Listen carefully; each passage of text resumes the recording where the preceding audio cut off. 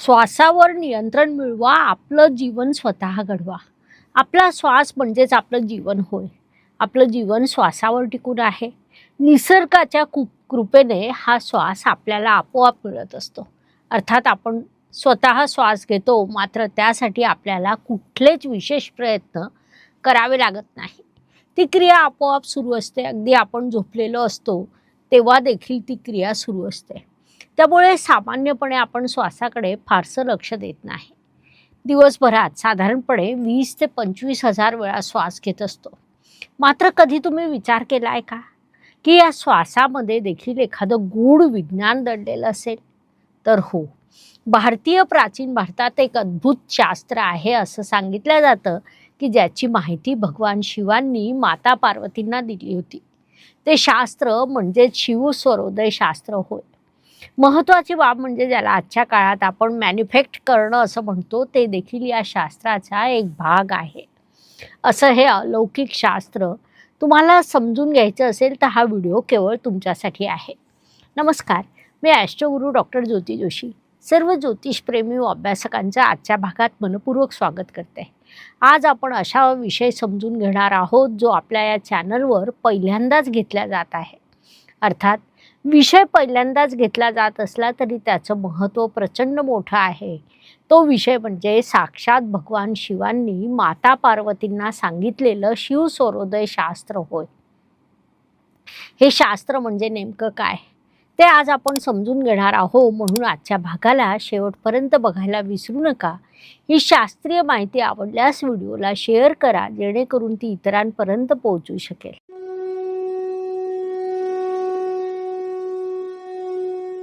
तर शिवस्वरोदय शास्त्र हे आपल्या संस्कृतीतील अत्यंत प्राचीन, गूढ आणि अद्भुत असं शास्त्र आहे. हे शास्त्र सांगता आपला श्वास फक्त जीवन टिकवत नाही, तर तो आपली कृती, आपली मनस्थिती आणि यशावर प्रभाव टाकू शकतो. अर्थात त्यासाठी आपल्याला हे शास्त्र समजून घ्यावं लागेल. आता या शास्त्राला समजून घ्यायचं म्हणजे नेमकं काय करायचं, तर आपल्या श्वासालाच सखोलपणे समजून घेण्याचा तो एक प्रयत्न आहे, ज्याचा आपण दैनंदिन जीवनात प्रचंड लाभ होऊ शकतो. त्यामुळे हे शास्त्र म्हणजे एक प्रकारचं दिव्य ज्ञान आहे. आता प्रश्न असा येतो की शिवस्वरोदय शास्त्र म्हणजे नेमकं काय, तर याचं उत्तर त्याच्या नावातच दडलेलं आहे. स्वर म्हणजे श्वासाचा प्रवाह होय आणि उदय म्हणजे त्याचा उदय किंवा सक्रिय होणं होय.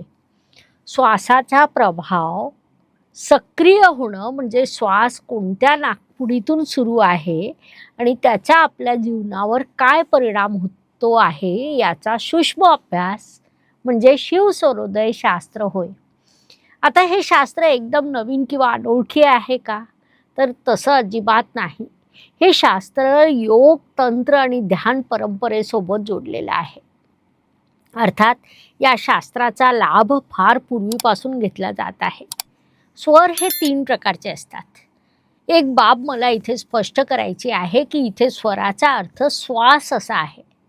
तर स्वराचा पहिला प्रकार म्हणजे सूर्यस्वर होय. उजव्या नाकपुडीतून येणाऱ्या श्वासाला सूर्यस्वर असं म्हटलं जातं. तर डाव्या नाकपुडीतून येणाऱ्या श्वासाला चंद्रस्वर असं म्हटलं जातं, जो स्वराचा दुसरा प्रकार आहे. सामान्यपणे ही बाब अनेकांना माहिती असते. सूर्य नाडी की चंद्र नाडी यापैकी आपली कोणती नाडी अधिक सक्रिय आहे हे अनेकांनी तपासून पाहिलेलं असतं. म्हणजे नाकाच्या खाली बोट आडवं ठेवलं असता कोणत्या बाजूने अधिक श्वास घेतला जाता आहे या पद्धतीने ते तपासून पाहिलं जातं. आता विषय केवळ एवढ्यापुरता मर्यादित आहे का, तर तसं अजिबात नाही. ही तर या विषयाची अगदी बेसिक माहिती झाली. सूर्यस्वर हा ऊर्जा, कृती आणि निर्णय क्षमतेला दाखवतो, तर चंद्रस्वर हा शांतता, संवेदनशीलता आणि सर्जनशीलता दाखवतो. यानंतर स्वराचा तिसरा प्रकार जो सहसा कुणाला माहीत नसतो तो म्हणजे शुश्रूषा स्वर होय. यामध्ये दोन्ही नाकपुड्यातून श्वास समान पद्धतीने सुरू असतो. हा स्वर ध्यान, अध्यात्म आणि गूढ अनुभव दर्शवतो. आता प्रश्न असा आहे की स्वर म्हणजे आपला श्वास बदलत असतो का, तर हो, आपला श्वास बदलत असतो. शिवस्वरोदय शास्त्रानुसार आपला स्वर प्रत्येक काही वेळाने व दिवसातील अनेक वेळा बदलत असतो. कुणी म्हणेल की माझी सूर्यनाडी अधिक सक्रिय आहे, कुणी म्हणेल माझी चंद्रनाडी अधिक सक्रिय आहे. ते बरोबरच म्हणत आहेत, मात्र दिवसातील अनेक वेळा त्यात बदल होत असतो. आपण जे काम करीत आहोत तेव्हाची आपली मनस्थिती, आपली भावना, यातून हे बदल होत असतात. त्यातून निसर्ग आपल्याला सतत काहीतरी संकेत देत असतो. महत्त्वाची बाब म्हणजे त्यावर आपण नियंत्रण मिळवू शकतो.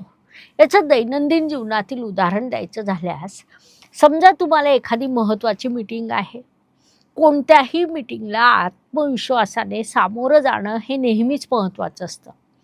मग त्यावेळी जर तुमचा सूर्यस्वर म्हणजे उजवा श्वास चालू असेल तर तुम्ही अधिक आत्मविश्वासाने बोलू शकतात. तसंच जर चंद्रस्वर म्हणजे डावा श्वास चालू असेल तर संवाद अधिक शांत आणि समजूतदारपणे होऊ शकतो. यानुसार श्वासाच्या प्रत्येक गोष्टीसाठी नियम ठरले आहेत. आपल्या श्वासावर जो व्यक्ती नियंत्रण मिळवू शकतो तो मनावर देखील नियंत्रण मिळवू शकतो. अर्थात मनावर नियंत्रण मिळवायचं असेल तर सर्वात आधी श्वासाची कार्यपद्धती आपल्याला समजून घ्यावं लागेल. त्यानुसार घरातून बाहेर पडण्याचा नियम स्पष्ट करून सांगायचा झाल्यास, शिवसूर्योदय शास्त्र सांगतं घरातून बाहेर पडताना आधी आपला श्वास तपासून घ्यावा. म्हणजे त्यावेळी कोणत्या बाजूचा श्वास अधिक सक्रिय आहे. तपासल्यानंतर ज्या बाजूचा श्वास अधिक सक्रिय असेल त्या बाजूचा पाय आधी बाहेर टाकावा. आता तुम्हाला प्रश्न पडेल की असं केल्याने काय होतं, तर शिवसूर्योदय शास्त्रानुसार असं केल्याने शरीर आणि निसर्गाचा ताल जुळतो आणि आपण ज्या कामासाठी बाहेर जातोय ते काम अधिक चांगल्या प्रकारे पूर्ण होऊ शकतं. स्वर म्हणजे आपला श्वास आणि मन यांची एकमेकांशी खूप जवळचा संबंध आहे. तुम्ही कधी लक्ष दिलंय का की मन कधी कधी खूप शांत असतं तर कधी खूप सक्रिय असतं. त्यावेळेस आपल्या श्वासाची क्रिया देखील बदललेली असते. मेडिटेशन शिकवताना देखील सांगितलं जातं की डोळे बंद करून बसावं आणि आपल्या श्वासावर संपूर्ण लक्ष केंद्रित करावं. श्वास आणि मन एकरूप झाल्यानंतर ध्यान लावलं जाऊ शकतं. स्वर आणि अध्यात्म याचा देखील जवळचा संबंध आहे. योग परंपरेनुसार जेव्हा सुषुम्ना स्वर सक्रिय होतो तेव्हा दोन्ही नाकपुड्यातून समान श्वास आपण घ्यायला लागतो. तेव्हा ध्यान अधिक गहरं होऊ शकतं. त्यामुळेच ध्यान करीत असताना श्वासाकडे लक्ष देण्यासाठी सांगितलं जातं. या सर्व गोष्टीवरून तुमच्या लक्षात आलं असेल की कित्येक वेळा आपण द्विधा मनस्थितीत असतो. कुठलीही एक गोष्ट आपण स्पष्ट करू शकत नाही किंवा योग्य निर्णय घेऊ शकत नाही. अशा परिस्थितीमध्ये देखील शास्त्र आपल्याला उपयोगी पडू शकतं. श्वासावर नियंत्रण ठेवून आपण मॅनिफेस्ट करू शकतो. थोडक्यात शिवसूर्योदय शास्त्र आपल्याला शिकवतं की आपला श्वास हा आपल्या निसर्गाशी जोडणारा एक पूल आहे. जर त्याच पद्धतीने निरीक्षण केलं, त्याचा योग्य पद्धतीने अभ्यास केला आणि त्यानुसार वागण्याचा प्रयत्न केला तर आपण स्वतःला निसर्गाशी, आजूबाजूच्या परिस्थितीशी योग्य पद्धतीने जुळवून घेऊ शकतो आणि स्वतःला देखील चांगल्या पद्धतीने समजून घेऊ शकतो. ही बाब शिवसूर्योदय शास्त्राचं महत्त्व अधोरेखित करण्यासाठी पुरेशी आहे असं मला वाटतं. जेव्हा आपल्याला एखादा प्रश्न पडतो तेव्हा बहुतेक वेळा आपण बाहेरच्या जगाकडे पाहतो, परंतु त्या प्रश्नाचं उत्तर कधीकधी आपल्या आत असू शकतं. मन शांत ठेवून आणि श्वासावरती लक्ष केंद्रित करून आपण ते उत्तर अगदी सहजपणे प्राप्त करू शकतो. यालाच आजच्या आधुनिक भाषेत मॅनिफेस्ट करणं असं म्हटलं जातं. अर्थात मॅनिफेस्ट करण्यासाठी देखील या शास्त्राचा उपयोग होतो. त्यामुळे कदाचित आपल्या महान ऋषीमुनींनी श्वासाला इतकं महत्त्व दिलं असावं. आता तुमच्यासाठी एक प्रश्न, तुम्ही कधी निरीक्षण केलं आहे का की तुमचा श्वास जास्त वेळ उजव्या नाकपुडीतून येतोय की डाव्या? म्हणजे सूर्यनाडी की चंद्रनाडी यापैकी कोणती अधिक सक्रिय आहे? तुमचं उत्तर कमेंटमध्ये नक्कीच लिहा. ही माहिती तुम्हाला आवडली असेल तर लाईक, शेअर, सबस्क्राईब करायला विसरू नका. बेल आयकॉन ऑन करा. हा विषय स्पष्ट करण्यासाठी एवढी माहिती पुरेशी आहे. पुढील भागात अशाच नवीन माहितीसह आपण पुन्हा भेटणार आहोत. या शास्त्राची अधिक सखोल माहिती देण्याचा मी तुम्हाला नक्कीच प्रयत्न करेल. अर्थात हे सर्व तुमच्या कमेंटवर अवलंबून आहे धन्यवाद. शुभम भवतु. जय ज्योतिष. नमस्कार. शास्त्राचा अभ्यास करण्यासाठी माझी मराठीतून 11, हिंदीतून 2 अशी पुस्तकं प्रकाशित झाली आहे.